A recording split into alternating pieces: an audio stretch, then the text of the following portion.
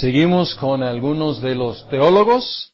Vamos a empezar con unos teólogos de Alejandría en Egipto, norte de África.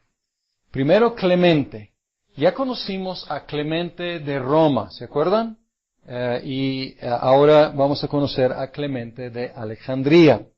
Él enseñó en la Academia Cristiana en Alejandría de 180 a 202. Y él, muy diferente a Tertuliano, él interactuó mucho con la filosofía. Y él intentó demostrar la superioridad del cristianismo a la filosofía. Pero él mismo era como, pues muy dependiente de Platón.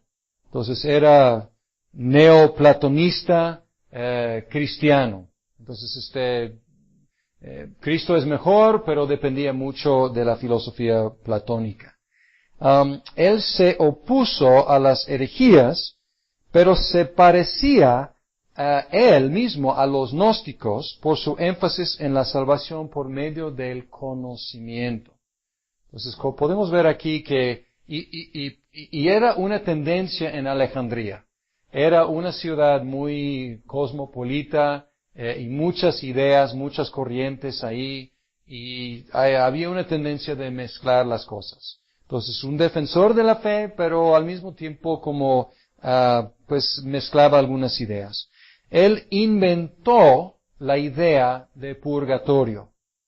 La idea de purgatorio era purificar el alma y prepararla para estar con Dios. Clemente de Alejandría. Orígenes fue discípulo de Clemente y profesor de la escuela en Alejandría después de la salida de Clemente, durante 20 años. Él promovió la interpretación alegórica de la Biblia, la cual él heredó del filósofo judío Filo.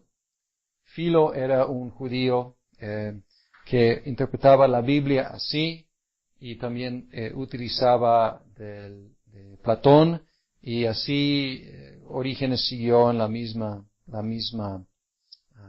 corriente.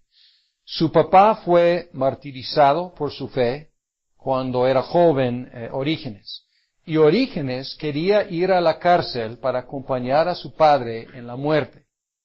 Pero su mamá se le escondió su ropa y para que no pudiera salir. O sea, tendría que haber salido desnudo y pues estaba dispuesto a morir por la fe, pero salir desnudo, no tanto. O sea, entonces pues su mamá, pues obviamente protegiendo a su hijo, ¿no? Y era innecesario que muriera, pero, o sea, era de una familia cristiana diferente a Clemente. Él escribió extensamente y con una base, como Clemente, como una base ortodoxa, pero con unas ideas fuera de las aceptadas. Y desgraciadamente su manera de interpretar la Biblia sigue siendo muy popular hoy en día. La interpretación alegórica es una plaga, la verdad, que ha afligido la Iglesia a través de los siglos. La interpretación de Alejandría contrasta con la interpretación de Antioquía.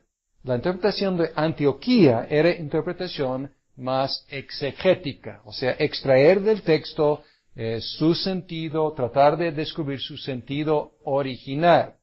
Y en cuanto a Alejandría, era importar al texto cualquier idea que tuviera alguna semejanza con el texto. Él desarrolló la idea de purgatorio. Entonces, Clemente inventó la idea y Orígenes, él desarrolla la idea. Entonces, ellos son los dos inventores de esa idea de purgatorio. Irónicamente, estos fueron teólogos griegos, de habla griega. Ellos inventaron purgatorio, pero la Iglesia oriental no adoptó la idea de purgatorio. Sin embargo, la iglesia occidental, la iglesia en Roma, eventualmente adoptó esta idea. Y vamos a ver unas ironías así. Cosas que nacen en el oriente, te toman fuerza en el occidente o viceversa. Y esta es una de estas ironías. Él tenía conflictos con el obispo de Alejandría porque era popular. Y a lo mejor más popular que el obispo de Alejandría. Y él tuvo que salir a Cesarea, donde seguía enseñando. Él fue torturado durante la persecución de Decio y murió poco después, a unos 70 años de edad, por las heridas que él había sufrido, siguiendo a su papá, pues dando su vida por la fe. Último libro que quiero mencionar es el Didache, que es como un manual pastoral. Un manual, es de la primera parte del segundo siglo y tiene 4 diferentes secciones. Cubre el camino a la vida y el camino a la muerte. Cubre la liturgia. Cubre la disciplina eclesiástica y cubre el tema de la segunda venida de Cristo. Y da instrucciones sobre la liturgia. Voy a mencionar algunas sobre el bautismo. Tanto el bautizado como el ministro. Ya hemos visto algunas tradiciones, algunas prácticas. Aquí hay otras. Tanto el bautizado como el ministro debían ayunar. Sobre todo el bautizado debía ayunar por lo menos un día, preferiblemente 2 días antes de su bautismo. Deben bautizar, y aquí vemos que lo que Jesucristo dijo en cuanto a bautizar en Mateo 28 estaba llegando a ser una fórmula. Debían bautizar en el nombre del Padre, del Hijo y del Espíritu Santo. Entonces, como fórmula. En orden de preferencia, ¿cómo deben bautizar? ¿Cuál es el modo de bautismo? En orden de preferencia, primero, bautizar en agua que está fluyendo, o sea, en un río. Si no hay agua fluyendo, puedes bautizar en agua, o sea, estancado en una pila, o un lago quizás, pero preferiblemente fluyendo y por inmersión. En segundo lugar de preferencia, agua estancada, pero preferiblemente fría.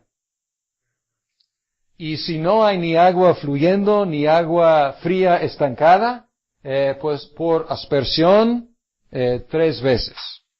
Entonces aquí vemos que pues hay material para que pues diferentes conclusiones puedan tomarse de aquí. Por ejemplo, algunos podrían decir, ya ves, el bautismo debe ser por inmersión.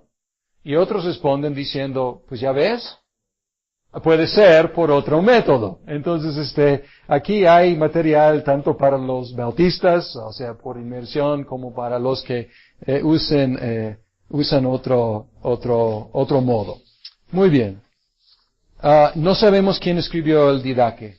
No sabemos. Es anónimo para nosotros. Ahora vamos a entrar en lo que prometí de las herejías. Primera parte del segundo siglo. Entonces los 100 y tanto, o sea, 100 poco, 110, no sabemos. Pero primera parte del segundo siglo. Herejías. ¿Listos para unos nombres un poco raros y difíciles?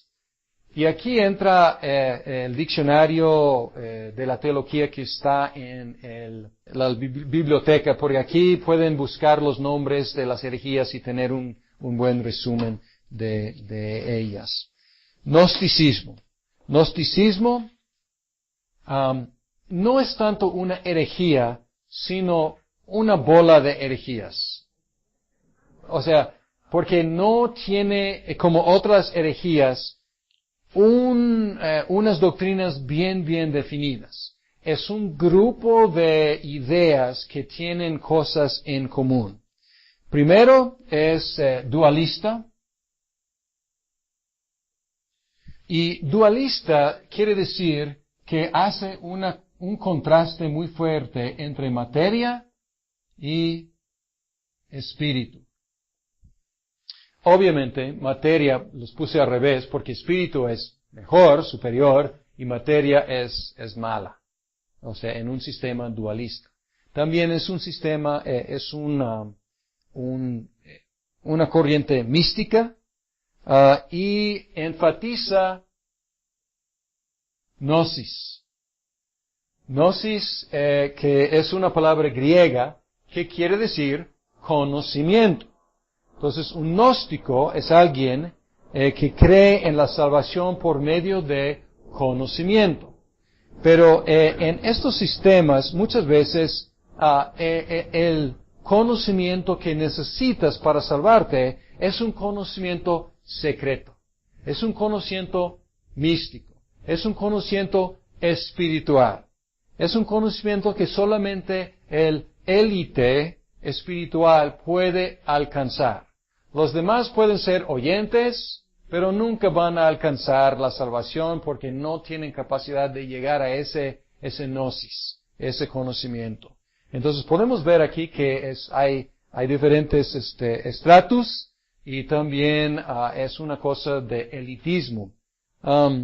Había muchas versiones, muchas, pero en general asignó la creación del universo material a una criatura espiritual que se equivocó.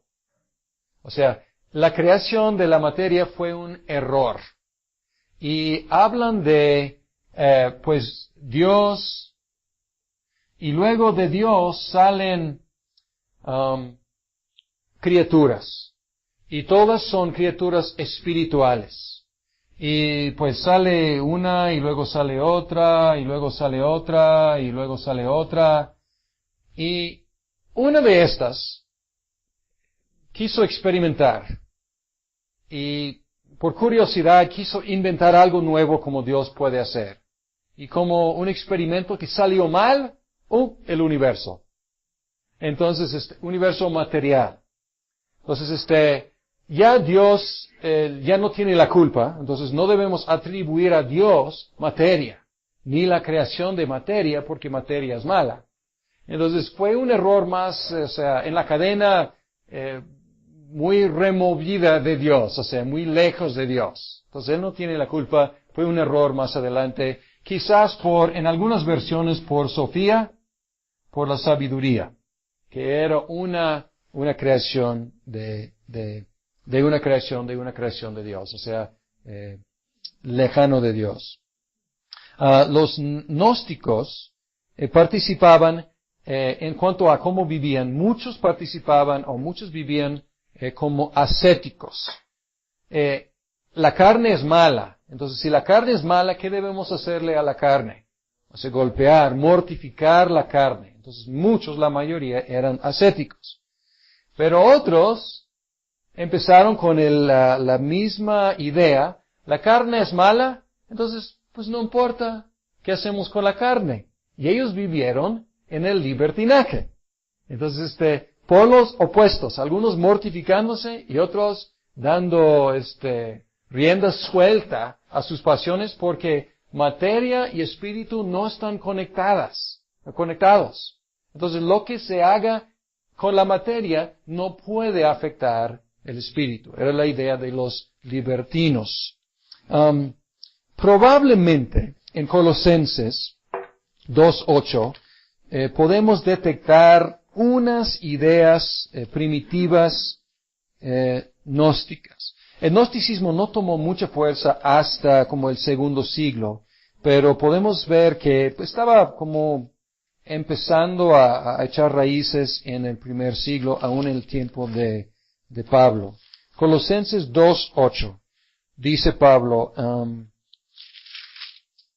2:8, cuídense de que nadie los cautive con la vana y engañosa filosofía que sigue tradiciones humanas, la que va de acuerdo con los principios de este mundo y no conforme a Cristo. Y luego en 18 y 19 dice, no dejen que les prive de esta realidad ninguno de esos que se ufanan en fingir humildad y adoración de ángeles. Puede haber aquí, o sea, como pensando en estas criaturas como ángeles, puede ser. Y luego dice, los tales hacen alarde de lo que no han visto, y envanecidos por su razonamiento humano, su gnosis, su conocimiento, no se mantienen firmemente unidos a la cabeza. Por la acción de ésta, todo el cuerpo sostenido y ajustado mediante las articulaciones, etcétera, etcétera. Y más adelante, él rechaza la idea de que ascetismo nos puede realmente ayudar. 20. Si con Cristo ustedes ya han muerto a los principios de este mundo, ¿por qué? Como si todavía pertenecieran al mundo, se someten a preceptos tales como no temes, no tomes en tus manos, no pruebes, no toques. Estos preceptos basados en reglas y enseñanzas humanas se refieren a cosas que van a desaparecer con el uso. Tienen sin duda apariencia de sabiduría, con su afectada piedad, falsa humildad y severo trato del cuerpo, pero de nada sirven frente a los apetitos de la naturaleza pecaminosa. Entonces puede ser que aquí tenemos un tipo de gnosticismo naciente aún en el tiempo de Pablo. Docetismo. Docetismo es como un hijo del gnosticismo. O podemos decir una forma de gnosticismo. Y viene de la palabra griega dokeo. Y dokeo quiere decir parecer. Ok. Leemos los evangelios. Y vemos ahí que Jesucristo, dormía, caminaba, comía, bebía, se cansaba como un ser humano. Pero sabemos que la materia es mala y que Jesucristo es divino, o sea, los docetistas aceptaron eso. Él es espíritu, entonces ellos decían, no tenía cuerpo humano. Parecía tener cuerpo humano, pero era un cuerpo espiritual. No sé qué es eso, pero en su concepto era que es un cuerpo espiritual y solamente parecía ser humano. Primera de Juan 4, 1 al 4, probablemente está dirigiéndose a esa herejía. Dice, queridos hermanos, no crean a cualquiera que pretenda estar inspirado por el Espíritu, sino sométanlo a prueba para ver si es de Dios, porque han salido por el mundo muchos falsos profetas. En esto pueden discernir quién tiene el Espíritu de Dios. Todo profeta que reconoce que Jesucristo ha venido en cuerpo humano, en carne, es de Dios. Todo profeta que no reconoce a Jesús no es de Dios, sino del anticristo. Ustedes han oído que este viene, en efecto, ya está en el mundo. Entonces ahí está la prueba. Un profeta viene a tu casa, un profeta viene a tocar tu puerta o predicar en tu iglesia, y él no puede decir, Cristo ha venido en cuerpo humano, Cristo ha venido en carne, es anticristo, no es de Cristo. Ebionismo. ¿Se acuerdan de los judaizantes en el Nuevo Testamento? Pues no desaparecieron. Los ebionistas era como los judaizantes posteriormente. Podemos ver entre estas herejías algunas conexiones. Ebionismo es un tipo de adopcionismo. Vamos a tratar de definir algunas de esas palabras. Ebionismo enseña que Jesús fue adoptado por Dios y designado como Mesías por su obediencia a la ley. Y es lo que entonces, ebionismo es una forma de adopcionismo. Hay otras formas. Pero la idea es que en algún momento él fue adoptado. Fue un ser humano, pero fue adoptado por Dios porque fue ser humano ejemplar. Y entonces él llegó a ser Mesías por por ser ejemplar. Entonces, ebionismo niega la expiación y toma la cruz como muchos toman la cruz hoy en día, como un ejemplo del sufrimiento resignado, pero sin ningún poder para expiar o perdonar los pecados. La salvación, adopción, es por medio de seguir el ejemplo de Cristo. Y por eso digo que es un sistema semejante al sistema de los judaizantes, aunque mucho más radical, porque los judaizantes decían que hay que salvarse por medio de fe en Cristo y hacer ciertas cosas. Entonces podemos ver que es netamente legalista. O también moralista. Cristo llegó a ser Mesías por ser obediente. Tú puedes llegar a ser hijo de Dios también por obedecer. Entonces echen ganas. Entonces es un mensaje legalista. Marcionismo. Entonces todo esto es parte de ebionismo. Marcionismo. El señor Marción. Marcionismo es un tipo dualista también, de dualismo. También desprecia materia, exalta el espíritu. Y lo que él hizo, su contraste era entre Antiguo Testamento y Nuevo Testamento. Y él contrastaba el Dios del Antiguo Testamento con Dios del Antiguo Testamento es el creador de la materia. La materia es mala, el Dios del Antiguo Testamento, según él, malo. Y él contrasta a ese Dios con el Dios del Nuevo Testamento, que es bueno y que es el Padre del Señor Jesucristo. Él tenía que negar la encarnación y la resurrección. ¿Por qué? Porque la encarnación es muy carnal, ¿no? Entonces no quiere que Dios esté tocando la materia. Igual que el docetismo, o sea, no aguanta que realmente Jesucristo sea materia, porque la materia es mala. Y también la resurrección de la carne, o sea, demasiado carnal para él. Marción hizo su propia versión del canon del Nuevo Testamento. Él no necesitaba canon del Antiguo Testamento porque él negaba el Antiguo Testamento. Entonces, para él, la palabra de Dios empezaba con el Nuevo Testamento. Su canon incluía el Evangelio según Lucas y 10 de las cartas de Pablo. Sin embargo, hay un problema. En Lucas y en las cartas de Pablo hay muchas citas del Antiguo Testamento. Entonces él tenía que no solamente aplicar sus tijeras a los libros que no le gustaron, sino también al mismo Evangelio de Lucas y las cartas de Pablo. Entonces él iba mutilando Lucas y también Pablo, diciendo que, pues, estas citas no pueden ser originales, algún judaizante metió esas citas después. O sea, él sacó eso de la manga, ¿no? O sea, esta idea, pero no aguantaba ninguna mención del Antiguo Testamento. Marción, él nos ayudó mucho, o ayudó a la iglesia mucho, porque con su canon mutilado, él forzó que la iglesia definiera su canon. Entonces él ayudó, empujó a la iglesia a definir cuáles eran los libros aceptados. Montanismo, ya llegamos a la herejía de Tertuliano.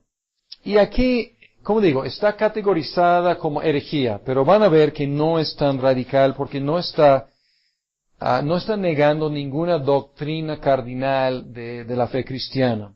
El montanismo anticipaba el fin del mundo y enfatizaba la existencia de la profecía actual. O sea que todavía hay profetas que pueden declarar la palabra de Dios hoy en día. También enfatizaba los dones espirituales en la actualidad y el ascetismo. Montano se creía profeta de la nueva era del Espíritu y consideraba que la iglesia era demasiado mundana y quiso preparar un élite espiritual para la nueva era. Entonces, dices, pues, ideas quizás no tan radicales, y podemos encontrar grupos hoy en día, grupos cristianos, que afirman muchas de las mismas cosas. La profecía actual en sus servicios tienen profetas que se paran y dicen, así dice el Señor, pues enfatizan los dones espirituales, pues entre iglesias pentecosteses, iglesias carismáticas. Hay algunas iglesias que pues están esperando, o sea, dicen que Jesucristo viene probablemente mañana, si no, pasado mañana. O sea, están viviendo, o sea, con una anticipación en un sentido muy bíblico. Entonces, pero a veces están leyendo el periódico y identificando pues las señales y fijando fechas, etcétera, ¿no? Entonces, en un sentido es muy bíblico decir que Jesús viene pronto. Es la fe de la iglesia. Pero por el otro lado, pues fijar fechas y decir, no, pues en esta década, este año, lo que sea, ha sido siempre muy peligroso. O sea, en todo esto, como digo, hay muchos hoy en día que aceptan estas ideas y no los tachamos como herejes. ¿Cuál es lo peligroso de esta herejía o esta corriente? A lo mejor no es tanto el énfasis en el espíritu, no es tanto la práctica de los dones espirituales, a lo mejor no es lo más peligroso. Lo más peligroso es la identificación de la nueva era. Es decir, pues la iglesia ha existido estos 200 años, pero ya empezamos nuevo, con Montano. Entonces Montano se puso casi en la posición de Jesucristo, empezando como el último capítulo del libro.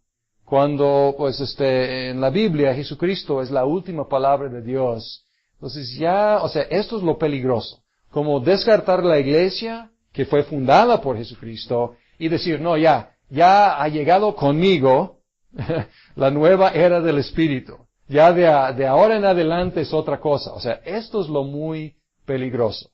Tertuliano no era tan radical, pero le atraía algo de rigor moral de ese grupo.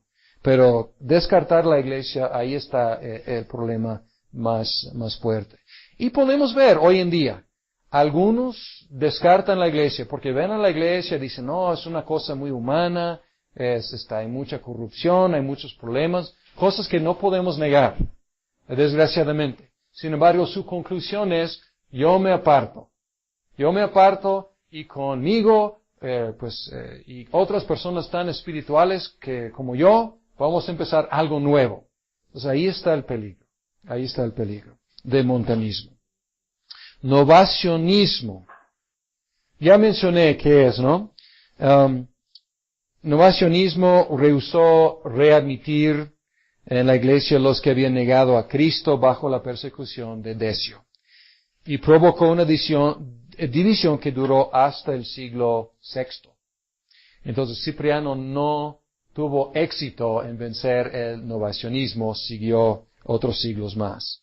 Otra palabra que he mencionado, monarquianismo, y aquí estamos entrando en una herejía que realmente provocó mucho debate y terminó en el primer concilio ecuménico, el concilio en Nicea. El monarquianismo enseña que hay una sola persona en la deidad, y que el Hijo y el Espíritu hay diferentes formas, pero una forma es que el Espíritu y el Hijo son atributos impersonales de Dios. Entonces es como unitario, reconoce al Padre como Dios. Dios es uno, entonces muy enfatizando que la unidad de Dios, como el Rey, por eso monarquianismo, y de Él, pues los atributos impersonales, el Hijo y el Espíritu. Hay una versión modalismo. Y modalismo es un poco diferente a la idea de que son atributos impersonales. Más bien son como máscaras. Son papeles, digamos. El modalismo, la idea es que Dios juega en diferentes modos. Se presenta en diferentes modos. Por ejemplo, Dios es uno, pero a veces se presenta como Padre, a veces se presenta como Hijo y a veces se presenta como Espíritu Santo. Es una sola persona, pero jugando diferentes papeles. Esta herejía hizo que la Iglesia definiera bien la doctrina de la Trinidad. Y hoy en día, pues hay unitarios de diferentes formas y tienen algo en común con el monarquianismo, enfatizando que Dios es uno, pero no reconociendo la personalidad y la igualdad de las tres personas de la Trinidad. El maniqueísmo es una expresión radical del gnosticismo. Y a lo mejor, está bien, está cerca del gnosticismo. Es muy dualista y divide a los creyentes en dos grupos, los elegidos y los oyentes. Antes de ser cristiano, Agustín era un maniqueísta. Los elegidos participan en los sacramentos, reciben sostén de los oyentes. Muy conveniente, ¿no? Quienes a su vez disfrutan de la santidad de los elegidos. Entonces, un sistema muy bueno para los elegidos, ¿no? Pero tiene ventaja para los oyentes porque ellos como tienen santidad prestada, o sea, ellos reciben algo de la santidad de los elegidos. Es como se forman las sectas, ¿no? O sea, tienen un líder y él recibe dinero de los seguidores y pues ellos disfrutan de su excelencia, ¿no? Esta idea contribuyó a la división de la Iglesia podemos ver cómo afectó la Iglesia entre clero y laico.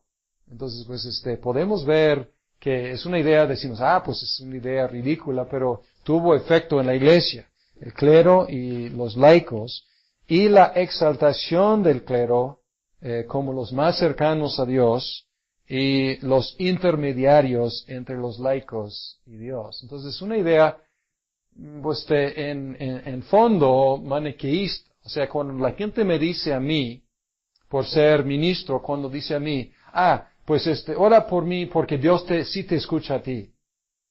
Pues a lo mejor es una expresión inocente, a lo mejor están tratando de, pues, no sé, reconocer que yo voy a orar por ellos, no sé qué, pero si están diciendo que tú, o sea, como ministro, tienes más acceso al trono de Dios que nosotros, los oyentes, o sea, es una idea en fondo maniqueísta.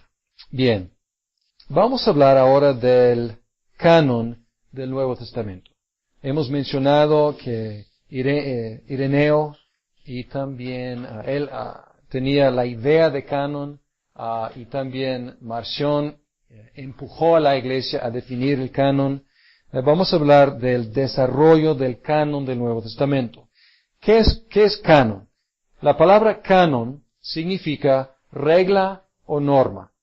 Entonces, ¿cuál es la regla que vamos a utilizar para medir todas estas ideas que van fluyendo? O sea, las herejías están empujando a la Iglesia a definirse.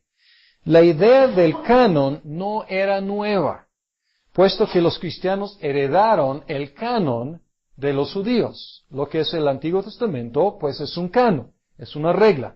Estos son los libros aceptados y ningún otro. Por las persecuciones y herejías, los cristianos tuvieron que reconocer cuáles escritos eran autoritarios para ellos. Las persecuciones forzaron la pregunta porque a veces confiscaron los libros cristianos y uno tenía que decidir por cuáles libros estaba dispuesto a morir. O sea, es importante, ¿no? O sea, ¿voy a morir por un escrito humano? ¿Por tenerlo en mi posesión? O sea, debo estar seguro de lo que estoy poseyendo aquí es palabra de Dios. Y también las herejías forzaron la pregunta. ¿Cómo se determina cuál mensaje es el apostólico? La Iglesia buscaba identificar las obras escritas como una primera prueba. Fue escrita por un escrito por un apóstol o por un amigo, compañero de un apóstol. Era como una prueba inicial para tratar de identificar cuáles libros eran autoritarios, apostólicos. Y a veces se dice, y obviamente la Iglesia de Roma enfatiza eso mucho, se dice que la Iglesia determinó cuáles libros iban a estar en el canon del Nuevo Testamento. Y en parte es cierto. O sea, en parte es cierto. Fue un proceso eclesiástico de definir cuáles fueron los libros. Pero al decir que la Iglesia creó el Nuevo Testamento, realmente es exagerar. Porque cuando decimos que la Iglesia creó el Nuevo Testamento, debemos hacer la pregunta, ¿y qué creó la Iglesia? Y la palabra es los libros que ahora llamamos el Nuevo Testamento. Entonces, el proceso de formar el canon fue más bien un proceso de reconocer los libros que ya habían sido los principales que formaron la Iglesia en primera instancia. Entonces, el gallo puede cantar cuando sale el sol, y es su trabajo, debe, pero no debe tomar crédito por la salida del sol. No la causó, más bien, el sol causó que el gallo cantara. Entonces, así es más o menos. O sea, los libros fueron primero, y los libros causaron que la iglesia naciera y creciera. Y luego la iglesia más adelante dice, estos son los libros. Perfecto. Pero está cantando ahora porque los libros ya están ahí. Entonces, es cierto. Por un lado, la iglesia creó el canon. Pero por el otro lado, el canon ya había creado la iglesia. Un bosquejo, más o menos de la aceptación de los libros del Nuevo Testamento. Las cartas de Pablo, reconocidas más o menos por el año 100. O sea, de la evidencia que tenemos, ya las cartas de Pablo circulando, reconocidas como palabra de Dios para el año 100. Estamos hablando de, pues, 30 y tantos años después de la muerte de Pablo. Entonces, muy poco tiempo. Los evangelios sinópticos, o sea, Mateo, Marcos y Lucas, reconocidos para 150. A lo mejor fueron reconocidos antes, no sabemos, pero estoy hablando de la evidencia que tenemos. Más o menos el año 150. El canon de Marción, no puse fechas para Marción, pero Marción, su canon fue 140. Entonces ahí tenía ya Lucas, obviamente, y 10 cartas de Pablo. El canon se llama moratoriano, en 200, el año 200. Contenía 23 de los 27 que nosotros tenemos, más otros dos. Y luego para el año 300, pues casi el canon que tenemos, pero todavía había dudas acerca de Santiago, segunda de Pedro, segunda y tercera de Juan y Judas. Estaban todavía disputando si realmente eran libros apostólicos. Y luego, esto es en el año 300. Y luego, los 27 libros fueron aceptados por Atanasio. Vamos a conocer a Atanasio probablemente la semana que viene. En 367. Entonces, Atanasio 367, aceptando exactamente el canon que tenemos nosotros. El sínodo de Roma en 382. El concilio de Cartago en 397. Y el concilio pues que se llama ahora ecuménico de Calcedonia en 451. Fue un proceso, pues que duró en un sentido siglos, pero estaban ahí definiendo alrededor o sea, el cuerpo principal ya estaba establecido a una temprana edad y estaban pues trabajando con algunos de los libros, podemos decir de menos no quiero decir de menos peso, porque no quiero despreciar ningún libro del Nuevo Testamento, ¿no? Pero, son libros más chicos, son libros que, cuyos autores era más difícil quizás definir o identificar.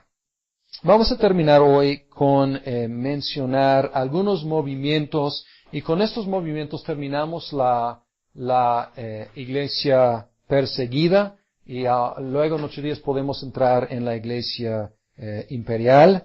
Algunos movimientos. Un movimiento era el monacato, o sea, los monjes, los ermitaños. Se desarrolló en Siria y en Egipto durante la segunda mitad del segundo tercero. Entonces estamos hablando de 250 en adelante. Antonio se deshizo de todos sus bienes a los 20 años de edad para servir a Cristo, sin distracción. Entonces él se escapó para vivir en una cueva. Pero pobre Antonio, porque a pesar de querer escapar de la multitud, muchos lo siguieron. Él quería estar solo en su cueva, pero empezaron a llenar las cuevas alrededor y empezó un movimiento. Buscando ser anónimo, llegó a ser famoso. Y él los formó en células de ermitaños.